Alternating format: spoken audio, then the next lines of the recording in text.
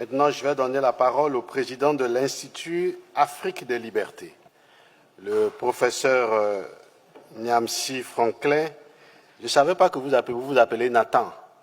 Les Nathans sont très sages, donc nous vous prions à la sagesse. Professeur, vous avez la parole, s'il vous plaît. Excellences, Monsieur le ministre des Affaires étrangères de la République togolaise, Excellences, Messieurs les ministres des Affaires étrangères des pays de l'Alliance des États du Sahel, Excellences, Mesdames et Messieurs les ambassadeurs, honorables membres de cette réunion en vos grades et qualités.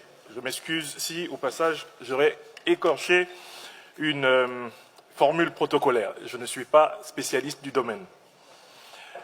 C'est pour moi un honneur et un moment de reconnaissance que de pouvoir m'exprimer ici à l'occasion de l'invitation spéciale qui m'a été faite par la République togolaise de participer à la cérémonie officielle du lancement de la nouvelle stratégie du Togo pour le Sahel. L'Institut de l'Afrique des Libertés, association légale de droit malien, think tank d'experts panafricanistes dédié à la défense de la souveraineté africaine, a pris fait et cause pour le positionnement du Togo dans la crise sahélienne, parce que ce positionnement correspond aux 4 objectifs de notre institut, à savoir mettre fin à l'occupation militaire de l'Afrique par des puissances néocolonialistes, mettre fin à la domination monétaire de systèmes économiques étrangers en Afrique, mettre fin à l'ingérence de puissances étrangères dans la désignation des dirigeants africains et mettre fin à la répression culturelle contre l'Afrique. La diplomatie togolaise, impulsée par le président du Conseil, son Excellence, M. Faure Essozimna Gnassingbé, et vous qui êtes donc son ministre attitré dans ce domaine, a touché le cœur des Africains. Et cela pour 3 raisons qui justifient notre présence ici et notre soutien pour l'initiative remarquable que vous avez prise.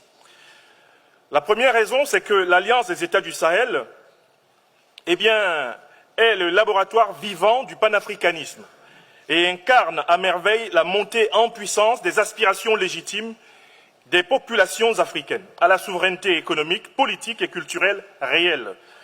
L'Alliance des États du Sahel est à ce titre incontestablement l'organisation politique la plus appréciée des masses populaires africaines.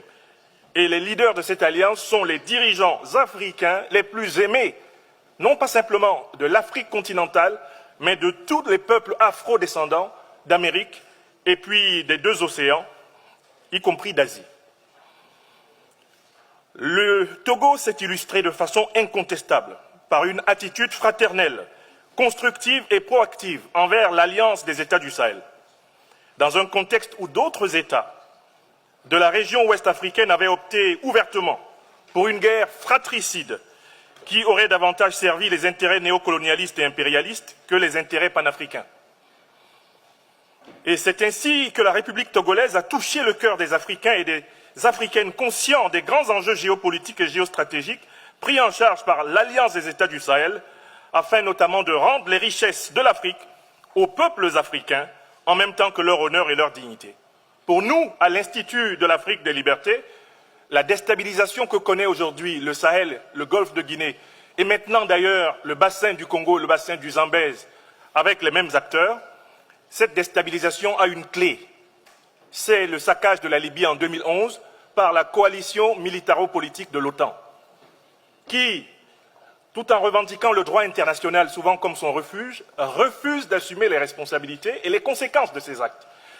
Je cite le président Emmanuel Macron dans une interview délivrée au quotidien français Le Figaro.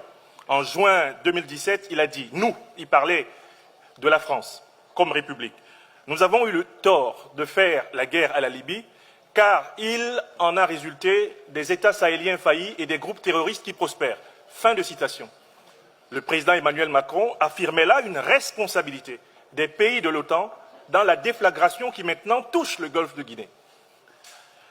La deuxième raison pour laquelle nous sommes convaincus que l'approche proactive et concertée de la République togolaise va marcher, c'est que cette approche consacre l'ouverture favorable du grand port de Lomé comme débouché naturel de désenclavement de l'Alliance des États du Sahel, au moment même où un embargo illégal, illégitime et inhumain menaçait le Mali, le Burkina Faso et le Niger d'asphyxie totale, eh bien, le Togo a eu l'avantage d'incarner depuis lors un panafricanisme opérationnel, loin de toute forme d'idéologie incantatoire. Pour ces raisons essentielles et circonstancielles, nous forgeons avec force l'espérance d'une intégration socio-économique, géostratégique et géopolitique plus forte entre le Togo et l'Alliance des États du Sahel. Oui, osons une vision. Nous voyons même la République togolaise comme le prolongement naturel et l'ouverture fraternelle et constructive de l'AES sur l'immense potentiel de l'océan Atlantique qui unit l'Afrique et l'Amérique latine, sa sœur jumelle. Excellences, honorables invités, puisse cet exemple inspirer tous les autres pays et régions africains, en même temps que dans tous nos pays africains, le panafricanisme se manifestera concrètement et quotidiennement par le soin pris aux personnes et à notre cadre de vie. Loin de nous soumettre au diktat des paradigmes, de l'idéologie démocratique, l'idéologie climatologique, l'idéologie droit de l'homiste, nous devons prendre la responsabilité de notre narratif et de nos paradigmes, élaborés à partir de nos valeurs de vérité, justice, solidarité, le socle paradigmatique de la théorie politique et de l'institution politique en Afrique.